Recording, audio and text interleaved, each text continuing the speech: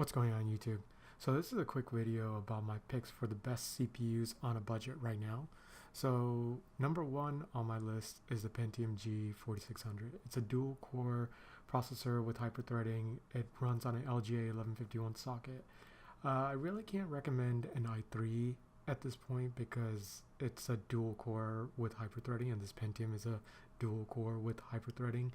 It's essentially an i3 with the Pentium label on it. It's going to get the job done just fine for gaming. I personally used an i3 for a few years. Now I didn't get 100 FPS on every single game, but I did get playable frame rates at medium to high settings. Next up on my list at number 2 is the Ryzen 3 1200, and this is a quad-core CPU. And unlike the Pentium, which has 2 physical cores and 2 virtual cores, this has 4 actual physical cores. So you can expect much more consistent and much better performance as far as gaming goes. Other applications wise, I would not recommend it just because it might not perform as well as, say, a Ryzen 5 or an i5. Next up is the Ryzen 5 1400. This is a CPU that I recommend for anyone whose budget says every dollar counts and you can't stretch your budget any further.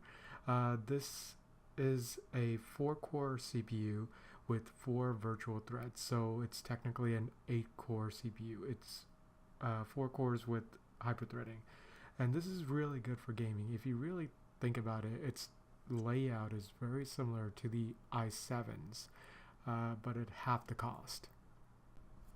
Number 4 on the list is the Ryzen 5 1500X. This CPU has the same amount of cores as the R5 1400. It's 4 physical cores with 4 virtual cores. However, it does cost $15 more, and for those $15 you get double the cache. It's at 16 megabytes for the L3 cache. Now, depending on your application and what you intend to use your PC for, this can either be very beneficial to you, or it can be a waste of money because you will never see those $15 in performance. And it varies from application to application. So if you're doing a lot of 3D rendering or video editing and photo editing and stuff, yeah, the L3 cache can help. But if you're just playing games, I highly doubt it will make much of a difference. And if your budget will not allow you to stretch the $15, then I say just go for the R5 1400. But if your budget does allow it to be stretched, the extra $15 is not much of an increase. Number 5 on my list is the i5 7600K. Yes, the CPU has less cores than its Ryzen counterparts, but certain applications are more optimized to run on Intel better than Ryzen. I personally use an R7 1700 and I love it, but some softwares are still kind of buggy. Even though updates are still being rolled out, it's still not addressing a lot of issues that certain softwares and applications have. I get random things from freezing to like my OS just not turning on properly. I will have to go into BIOS and I will have to mess around with the settings just so it can boot properly. Intel is much more optimized just because they've been in the field longer, and it's sad to say that, but it's the truth.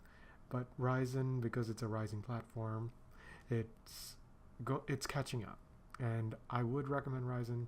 And I still do recommend Ryzen, but as far as optimization goes, it's definitely the i5. And for the value you get with an i5, it's kind of hard to beat. That's like the sweet spot for most gamers out there. It's an i5, 4 physical cores, and it can handle just about anything you throw at it, from video editing to photo editing to gaming. It's just wonderful.